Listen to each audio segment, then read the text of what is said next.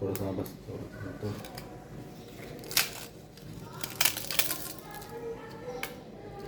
मी आज करणार आहे साबुदाण्याच्या पापड्या. त्यासाठी सगळं लागणारं साहित्य मी घेतलंय. चला बघूयात. हा साबुदाणा अर्धा किलो आहे. आदल्या दिवशी मी रात्री हा भिजवत ठेवला होता. अर्धा किलो बटाटे घ्यायचेत, जिरेपूड, मीठ आणि हिरव्या मिरच्या वाटून घेतल्यात आपण थोड्याशा. आता हे बटाटे मी सोलून घेतेय. जेवढं भांड साबुदाणा घेतलाय त्याच्या दुप्पट म्हणजे 2 पातेली आता मी हे पाणी गरम करायला ठेवणार आहे.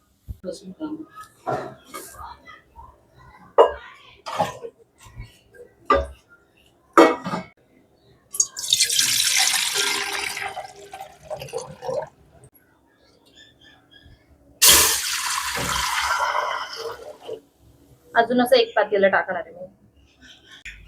आता हे बटाटे मी सोलून घेतले, ते किसून घेऊया.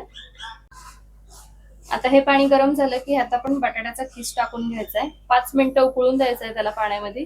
त्यानंतर साबुदाणा घालायचा आहे आणि थोडंसं शिजल्यानंतर आपण त्याच्यामध्ये जिरं, मीठ आणि ह्या मिरच्या टाकून घेणार. पाणी तापलं आता आपण ह्यात किसलेला बटाटा टाकायचा आहे.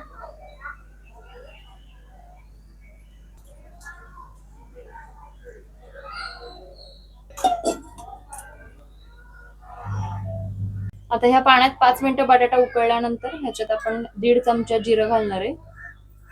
जिऱ्याची पूड ही, चवीनुसार मीठ,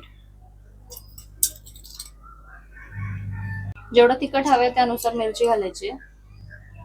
मी 2 चमचे टाकते. आपण हे छान मिक्स करून घेऊया.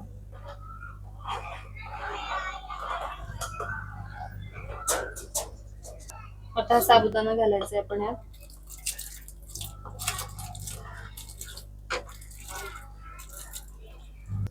आता हे व्यवस्थित उकळून घ्यायचं.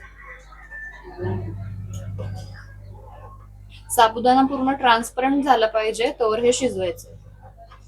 हे सारखं हलवत राहायचंय म्हणजे खाली लागलं नाही पाहिजे. आणि तर मी चव बघते मीठ बरोबर आहे का.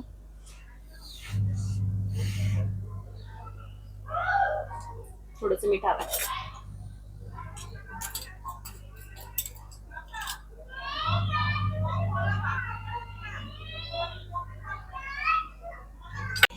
बघू शकता आता कसं हे घट्ट होत चाललंय साबुदाणा. अजून थोडासा आपण त्याला उकळून घ्यायचंय म्हणजे तो पापडी पडण्या इतका घट्ट होईल.